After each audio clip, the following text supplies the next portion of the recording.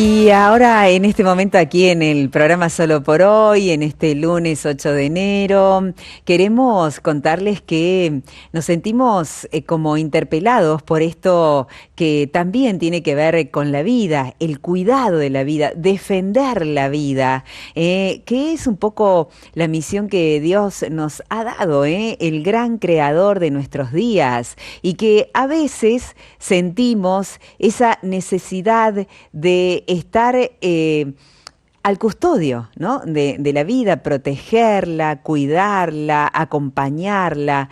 La vida que está a veces en los seres que nos rodean.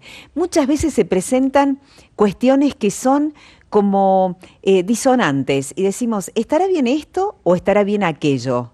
Y a veces hay una tercera opinión, no, dice, lo que está bien es esto. Y a veces hay cuestiones de la ética que se prestan para la confusión. Y la ética de la vida muchas veces es la que nos ayuda en estos casos, ¿no?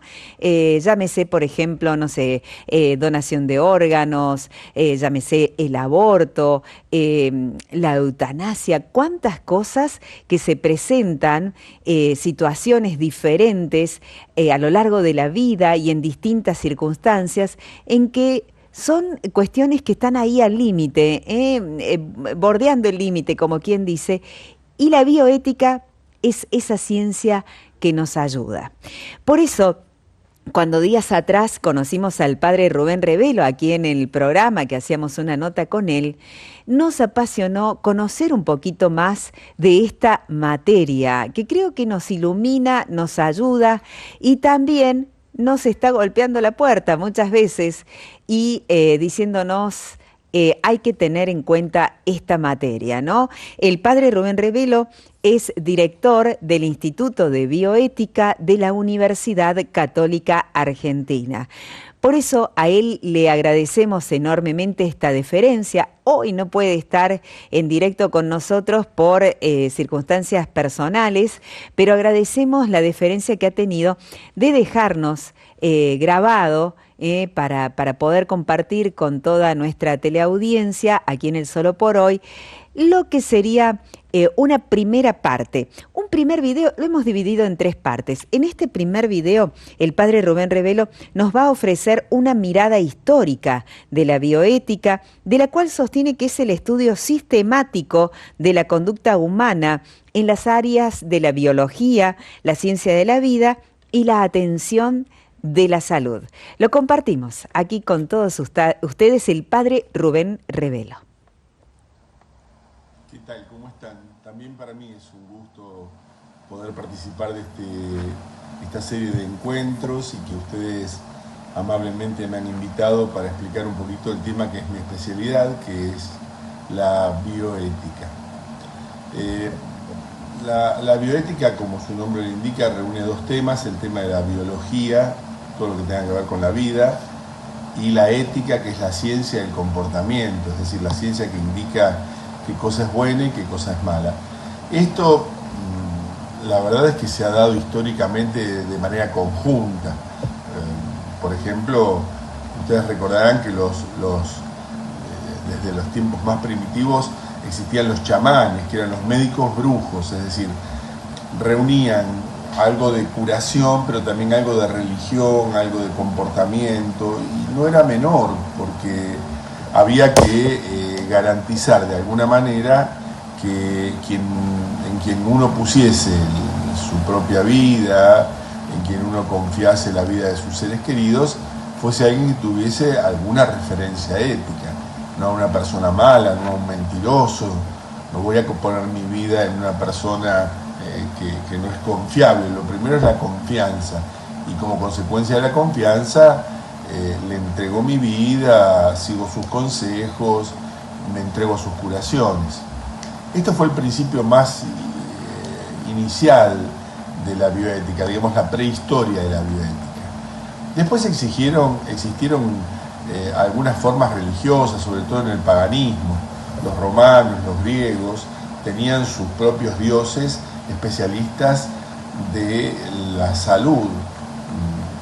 Por ejemplo, el dios griego Asclepio o Esculapio, a quien eran verdaderos templos, eran verdaderos hospitales. La gente tenía una enfermedad en la antigüedad, se iba a estos templos tenían como pequeñas clínicas donde eran diagnosticados, donde se les daban curaciones, y al final se los presentaba delante de la imagen del dios Asclepio, que era un dios sentado. Ustedes lo deben haber visto, porque por ejemplo en las ambulancias, vieron que hay una vara que tiene dos serpientes entrelazadas. Era la vara de Esculapio, era el signo de la curación. Las serpientes en ese momento eran un signo del saber médico, y de hecho después, cuando se superó el tema de la Cruz Roja, las ambulancias empezaron a usar esta imagen, que es una imagen médica muy, muy antigua. Pero siempre eran médicos sacerdotes, hasta que llegó el gran referente de la vida ética, de la medicina, que fue Hipócrates. Hipócrates fue un médico griego, por supuesto, que nació en torno al año 400 a.C. y que empezó a hacer una medicina, pero ya no tanto mezclado con el tema de lo religioso, sino una medicina más experimental. Él anotaba todo. Este paciente le pasó tal cosa, y entonces le di tal cosa, y le pasó así, y se curó, o no se curó, o se empeoró. Y entonces escribió un montón de tratados, muchísimos libros, respecto de cómo tratar las enfermedades, ya más basado en la experiencia, medicina basada en la experiencia, no tanto atribuido a los dioses o a los demonios, ese tipo de cosas, sino más racional, lo que hoy llamamos más ciencias duras, ciencias de la observación, ciencias de los datos. Pero el gran avance de Hipócrates no lo recordamos tanto por esas cosas, cuanto por la gran herencia ética que dejó en la medicina, que fue nada más ni nada menos que el juramento hipocrático. Nadie podía ser médico si primero no juraba algunos principios éticos. El juramento hipocrático, que se sigue usando hasta hoy, cuando egresan nuestros médicos, por supuesto que no es el mismo, porque el original decía: juro por Asclepio y por Higiene y por todos los dioses del Olimpo, que en el caso de que no cumpla estos compromisos, me caigan todas las maldiciones, pero que si los cumplo, sea llevado junto a ellos. Es decir, era más, tenía un contenido más de hace 2500 años atrás, ¿no es cierto? Tuvo distintas reformas, pero más o menos guardan lo mismo. ¿Y qué es lo más importante en época de Hipócrates y en época actual? Miren, lo primero es la defensa de la vida. Se compromete Hipócrates, y todos los seguidores de la medicina se comprometen a defender la vida.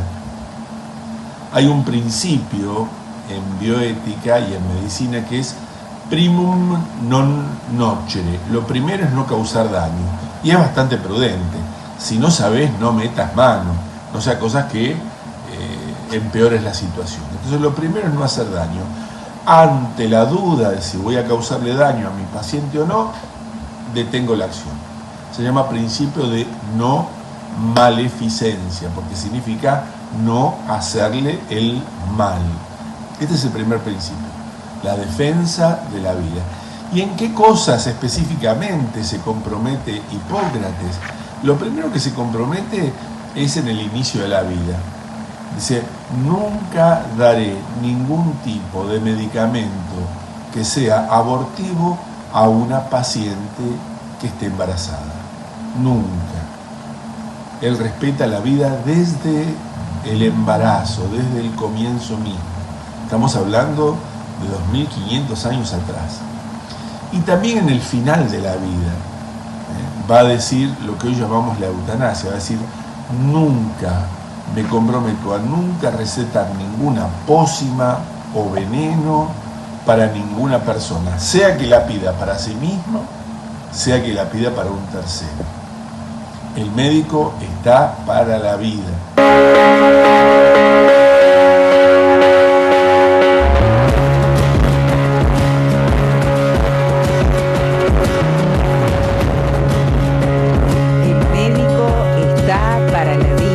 cuánta claridad, padre Rubén Revelo. El primer principio es la defensa de la vida. Estamos en el espacio de la vida es bella, pero hay que defenderla para eso. Y vamos a compartir un segundo video. El padre Rubén Revelo continúa con un recorrido histórico de la bioética y la evolución. Y vamos a estar conociendo cómo evoluciona la bioética desde la Segunda Guerra Mundial, planteando casos específicos en la historia. Adelante. Justicia, respeto por el silencio del otro, por la intimidad del otro. Esto duró 2500 años y en un momento ya se alteró. ¿Y cuándo se alteró? ¿Saben cuándo? Los médicos siempre respetaron todo esto. Se alteró en los campos de concentración nazis, donde había médicos como el famoso doctor Mengele y tantos otros que empezaron a usar a las personas no para atenderlas, no como un fin, sino como si fuesen conejitos de India. Empezaron a hacer experimentos y se aprovechaban de los prisioneros. Algunos les mentían, les decían, mira, si superás este experimento te dejamos libre. Por supuesto que todos eran experimentos letales, muchos de ellos crueles, sin ningún tipo de sentido, sin ningún tipo de control científico. Bueno, la cuestión terminó la Segunda Guerra Mundial y inmediatamente después del juicio, hubo un juicio específico para los médicos en Nuremberg, en Alemania, al final de la guerra, en el año 46, y en el año 47 empezó el Código de Nuremberg, donde se explicaba en 10 puntos qué cosas había que hacer para defender al paciente en los casos donde la investigación médica tratase a estos casos.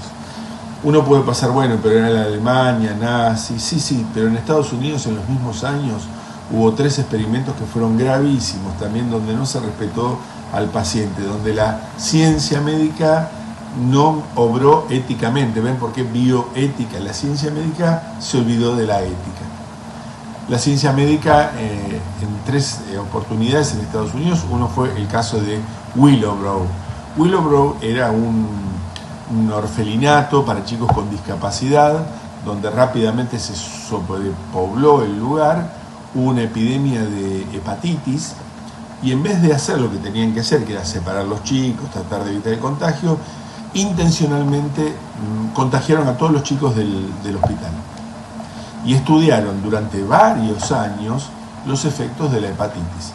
Hoy en día sabemos que hay distintos tipos de hepatitis, A, B, C. Bueno, eso se aprendió ahí, en Willowbrow. Hoy en día sabemos que la hepatitis se trata con gamma globulinas, un medicamento, y eso se descubrió en Willowbrow. De hecho, cuando saltó todo y dijeron, pero ¿cómo usaron a estos chicos como si fueran, algunos murieron, como si fuesen ratas de laboratorio? Todo el mundo estaba preocupado. ¿Qué dijeron los médicos? Sí, pero gracias a esto se salvó mucha gente. ¿Ven? Ya entonces empezó a haber diferencias. Ya el principio de justicia, de tratar a todo el mundo igual, no era lo mismo. Estos chicos eran chicos huérfanos, con discapacidad, y esto los volvía de alguna manera menos personas para la mentalidad de estos médicos, equivocadamente. Los volvía menos personas, entonces podían experimentar con ellos.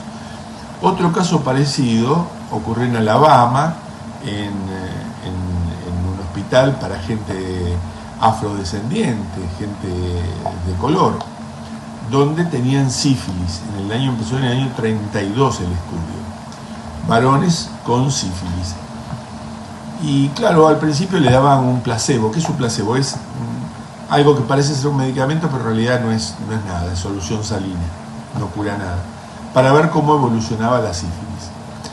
Y así fueron tratando durante mucho tiempo, pero después de la Segunda Guerra Mundial se descubrió la penicilina, que curaba la sífilis. Y como los médicos querían seguir con su experimento, ¿saben qué hicieron? No les dieron penicilina. Le dijeron que no, que ellos tenían otra enfermedad, que no era sífilis, que era un problema de sangre, y hasta el año 72 dejaron que la gente se infecte, se contagie a sus esposas, contagie a sus hijos, murió un montón de gente. De nuevo, ven, los médicos se arrogaron el derecho de ejercer una medicina sin respetar la dignidad de las personas. El tercer caso fue en un hospital de Brooklyn. Había un hospital de Brooklyn de la comunidad judía donde atendían a enfermos y ya personas mayores con problemas mentales serios, ya piensen sobre todo en abuelitos y abuelitas en estado vegetativo persistente, es decir, gente que ya no tenía conciencia, estaba constantemente como dormida, doblada en posición fetal, que es típico de los casos así prolongados. ¿Y saben qué hicieron algún médico? Miren qué monstruosidad. Le inyectaron células tumorales, le inyectaron células con cáncer, no para matarlos, sino para ver si el cuerpo de esas personas era capaz de rechazar las células tumorales. Una barbaridad, una cosa monstruosa.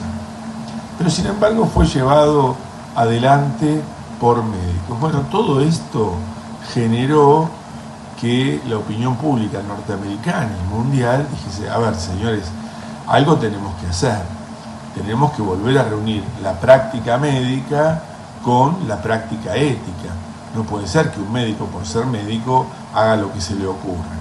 Hay que defender a la población de estos malos médicos. Por supuesto que no eran todos, pero había algunos malos médicos. Ahí se formó lo que se llama el informe Belmont. El presidente de Estados Unidos estaba tan preocupado que convocó a médicos, a enfermeros, psicólogos, antropólogos, filósofos, teólogos, una gran convención que funcionó durante 3 años en lo que se conoce como el informe Belmont, porque Belmont era el lugar donde se reunían. Y ellos sacaron una serie de comportamientos que se espera para el médico. Una vez egresados, o sea, por fuera del informe Belmont, hubo 2 autores muy importantes que habían formado parte de esa comisión, pero que al salir de esa comisión publicaron un libro que es un libro fuente, es el libro con el cual seguía todo el mundo, que se llama La bioética en sus principios, que fueron 2 americanos. Uno se llama Childress y el otro se llama Beauchamp, se escribe. Bueno, estos 2 filósofos, antropólogos también, dijeron, bueno, hay 4 principios básicos que hay que respetar. Primero es el de no maleficencia.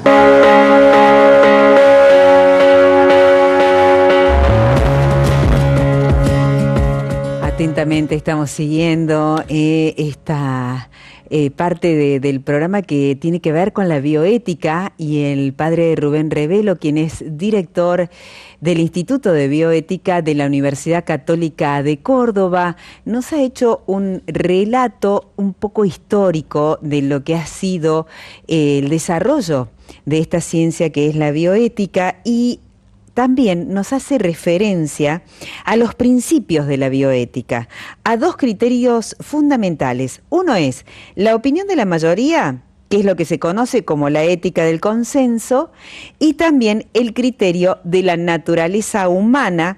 Por eso vamos a compartir este tercer video. Hay 2 corrientes fundamentalmente en ética para determinar qué es bueno y qué es malo. Uno es la opinión de la mayoría. Esto se llama ética del consenso. Lo que la mayoría piensa que es bueno, lo que la mayoría piensa que es malo, es malo.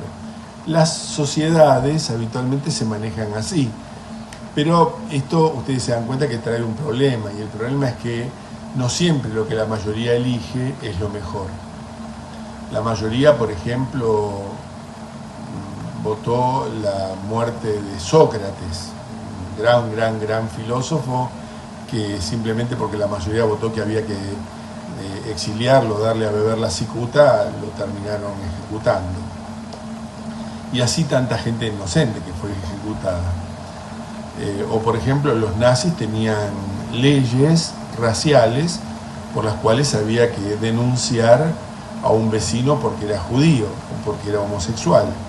Entonces, es muy peligroso cuando el bien y el mal lo decide lo que la mayoría piensa. Hay otro criterio que es la naturaleza humana. Es decir, basta que alguien sea humano para que lo asistan todos los derechos propios de todos los humanos. La Iglesia se inscribe en este segundo lugar, es decir, nosotros no no creemos que lo bueno o lo malo es lo que nosotros decimos que es bueno o malo. La pregunta que nosotros nos hacemos no es ¿coincide con nosotros o no coincide? O no hacemos la pregunta ¿es útil o no es útil? Que es la pregunta que se hacen quienes deciden por el pacto social. Para nosotros la pregunta ¿es humano? Si es humano, no importa si es enfermo, no importa si tiene síndrome de Down, no importa si tiene microcefalia, que es chiquitos que nacen con un cerebro pequeño, no importa si es una persona en estado vegetativo, no importa si es un abuelito con Alzheimer totalmente perdido, no importa si es pobre, no importa si es rico, si es un ser humano, todos los derechos humanos lo asisten. Y el primer derecho es el derecho a la vida. Por eso, cuando proponemos un análisis bioético, este análisis bioético lo proponemos justamente desde la naturaleza humana. Es lo que se llama el derecho natural. Es un derecho que proponían los romanos. El otro derecho es el pacto social.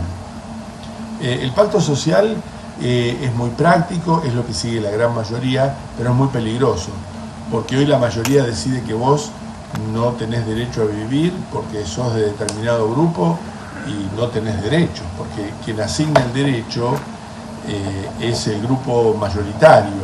En cambio, de la otra manera, el derecho es algo que me asiste a mí y que todo el mundo está obligado a respetar, porque me pertenece, mi condición humana me pertenece. Nadie decide si soy o no soy humano. Yo soy humano de hecho. Si tengo un padre humano, tengo una madre humana, de hecho soy un ser humano. Y todos los derechos que asisten, desde el rey del mundo, el emperador más importante, hasta el último, los esclavos, nos asisten los mismos y únicos derechos. No nos lo dan, sino que es algo que ejercemos. Esto es una diferencia muy importante. Ustedes recuerden esto siempre. Tenemos una dignidad propia por el ser humano, pero también los que están a nuestro lado tienen una dignidad que los asiste. Nosotros, y como cristianos, nos preguntamos cuánta plata tiene, qué tan útil es a la sociedad, qué tan sano, tan enfermo es. Cuando le preguntan a Jesús quién es tu prójimo, dice, el prójimo es el que tengo al lado mío. Y el ejemplo que pone Jesús justamente es el buen samaritano, sabiendo que los samaritanos y los judíos se odiaban entre sí, porque los samaritanos decían que el verdadero santuario estaba en Samaria y los judíos decían que el verdadero santuario estaba en Jerusalén, en Judá. Por eso se odiaban entre sí. Sin embargo, fíjense, pasa el sacerdote, pasa el escriba, pasa el hombre orante, como van al templo, no quieren tocar al que está enfermo, aunque sea un hermano judío también, en el caso de la parábola. Pero ¿quién se detiene? ¿Quién lo considera un prójimo? Aquel que lo reconoce como un igual, aquel que lo reconoce como otra persona que está pasando un mal momento. Y el buen samaritano entonces lo cura con su vino, lo cubre con sus vendas, lo sube a su propia montura, lo lleva a un hospedaje, paga para que lo cuiden y dice, y todo lo que se gasta hasta que este hombre sea puesto nuevamente en condiciones, cárguenlo a mi cuenta, que yo lo voy a pagar. Jesús nos está mostrando entonces un principio que los cristianos tenemos que seguir, y es que la dignidad de cada uno es autoportante, yo la llevo, no me la regala nadie. Yo soy digno por ser humano, por mi condición de humano. Entonces, no hay racismo, no hay sexismo, no hay diferencias de edades, no hay diferencias políticas. Somos humanos, somos dignos. Este es el primer principio general de la bioética. La bioética va a defender la vida en general, de un modo particular, la vida humana. Y ya se las defino, pues ya que estamos con definiciones, la bioética es una ciencia, es decir, es un saber ordenado, esto es una ciencia. ¿Qué estudia esta ciencia? Estudia los actos humanos. ¿Y qué es un acto humano? Algo que yo hago con conciencia y con libertad de corazón, sabiendo lo que hago y además lo quiero hacer. Es la ciencia que estudia los actos humanos en un campo muy específico que es el campo de la vida humana, pero también la vida general. Por eso la ecología es parte de la bioética, a la luz de la ética.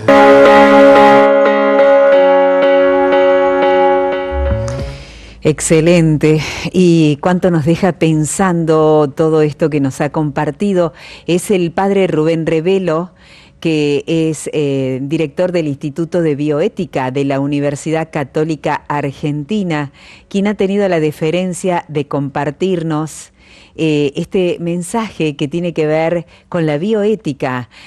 Nos atrapó, nos apasionó bastante días pasados cuando hicimos una entrevista con él, cuando mencionó el tema y dijimos cuán interesante puede ser para hablar en distintos lunes este tema, ¿no? Ir charlando y bueno, agradeciendo desde ya este compartir.